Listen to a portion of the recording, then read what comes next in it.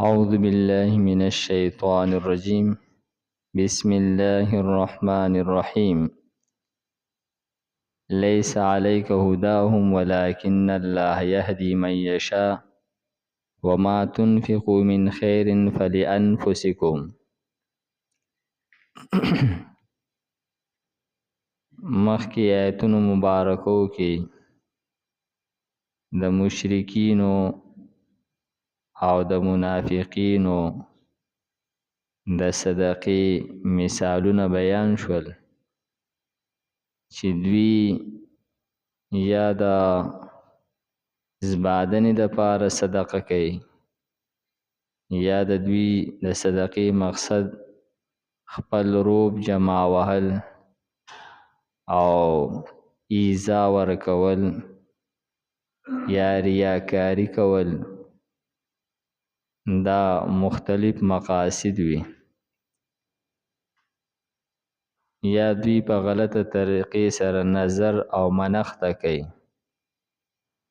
نو نبی کریم صلی الله علیه وسلم تبا د دوی د دغه غلطی طریقې د وجنه یو تکلیف او بوج محسوس کېدو.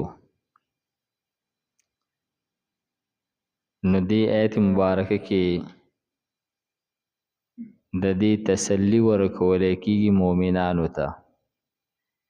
دغه شانتي مؤمنانو با چې داو به کم رشتہ دار کافرانو، نو هغوی له به صدقه ورکوله او مقصد به دا و چې دوی متاثر شي او مسلمانان شي، ایمان قبول کی.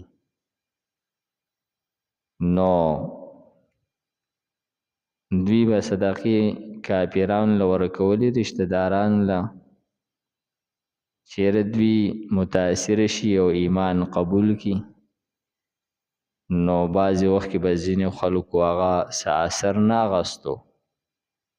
نو په دې به نبی علیه السلام ته او صحابو ته هغه مشقت محسوس کېدو. دې آیت کې هغو ته تسلی ورکوي، لیس علیک هداهم، نشته دی پتا باندې هدایت د دوی ته هدایت میلاوېدل، ایمان قبلول ستا د صدقو ورکولو باوجود دا ذمواري پتا نشته دی. ولکن الله یهدی من یشاء، الله تعالی چې چاته وغواړي هغو ته هدایت نصیب کوي. تاسو به خپل دعوت چلوئ او دا دوی د زړونو د مایله کولو د پاره به دوی ته صدقې ورکوئ. باقی هدایت د الله تعالی په لاس کې دی. نو که تا یو کافر ته صدقه ورکړله او ډیر وخت پې هغه خپل مال خرج کو او بیا هم د ایمان را نه وړو، نو په دې د وجې نه ستا په ثواب کې څه کمی نه راځي، ځکه چې ته خو دې کافر له اگر چې صدقه ورکې، لیکن د الله تعالی د رضا دپاره ورکې. نو فرمایي وما تنفقو، او هغه چې تاسو یې خرج کوئ، من خیرن د سمال نه، فلانفسکم، دا خو تاسو د ځان دپاره خرج کوئ، د ځان د پیدې دپاره خرج کوئ. که دا ته کافر له ورکې او که مسلمان له ورکې، خپل له او که پردی دی، خو دغه صدقه چې ته کې د هغې پیدا اصل کې تا ته میلاویږي، دا ستا په آخرت کې ذخیره کیږي. وما تنفقون الا ابتغاء وجه الله، او تاسو خو نه خرج کوئ، یعنی تاسو انفاق نه کوئ، دا کم خرج چې تاسو کوئ مگر د الله تعالی د رضا د حاصلولو دپاره، هغه خو تاسو ته حاصلیږي. اوس که دغه کافر ایمان راوړو او که را نه وړلو، خو تا د الله د رضا دپاره صدقه وکړله، او د هغې ثواب تا ته میلاو شولو. دې ځای کې مفسرینو ذکر کړی دی چې د دې نه مراد نفلي صدقات دي.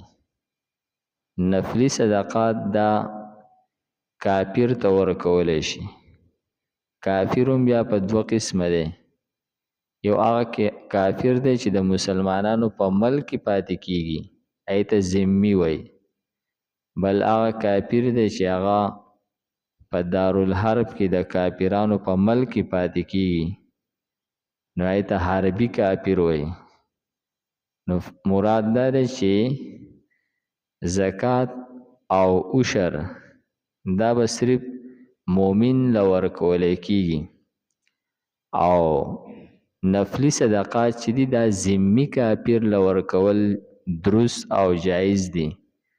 خاص طور باندې چې کله د دې خبرې امکاني چې دې متاثر شي او ایمان راوړي، نو دا درست دي او صحیح دي.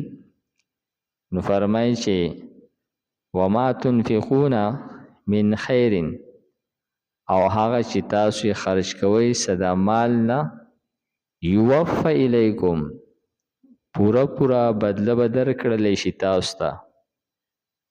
تاسو که دغه صدقه کافر له ورکړه او که مسلمان له ورکړله، د هغې پوره پوره بدله به تاسو ته میلاویږي. وانتم لا تظلمون، او ستاسو نه کمی نشي کولی، په تاسو باندې ظلم نشي کېدلی. تاسو ته خو به د هغې بدله پوره میلاویږي. او د دغه کافر مسلمانېدل او نه مسلمانېدل دا خو د الله تعالی په منشا دي چې چاته وغواړي هدایت نصیب کوي، او چاته چې وغواړي هدایت نه نصیب کوي. لیس علیک هداهم، نشته دی پتا باندې هدایت د دوی، ولکن الله، لیکن الله تعالی چې دی یهدي هدایت کوي من هغه چاته یشا چې وغواړي. وما او هغه تنفقو چې تاسو یې خرج کوئ من خیر د سمال نه، فلانفسکم نو د خپلې پیدې دپاره. وما تنفقون او تاسو نه خرج کوئ صدقات الا مگر ابتغاء د پاره د حاصلولو وجه الله د رضامندۍ د الله تعالی، د مخ د الله تعالی. وما تنفقو او هغه چې تاسو یې خرج کوئ من خیر د سمال نه، یوفى الیکم پوره پوره به درکړلی شي تاسو ته. وانتم لا تظلمون او په تاسو به ظلم نشي کولی. الحمدلله رب العالمین والعاقبة للمتقین والصلاة والسلام على خیر خلقه محمد وآله واصحابه اجمعین. پروردگار زموږ دا ناسته په خپل دربار کې قبول کړي. پروردگار موږ ته د قرآن پاک سمجھ بوج را نصیب کړي.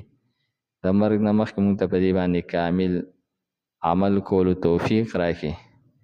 پروردگار دې درس ته برکته چې څومره مریضان دي دې پوره علاقه کې زموږ په کورونو کې هسپتالونو کې، پروردگار ټول ته شفای کامله عاجله دایمه مستمره نصیب کړي. وصلی الله تعالی علی خیر خلقه محمد وآله واصحابه اجمعین برحمتک یا ارحم الراحمین.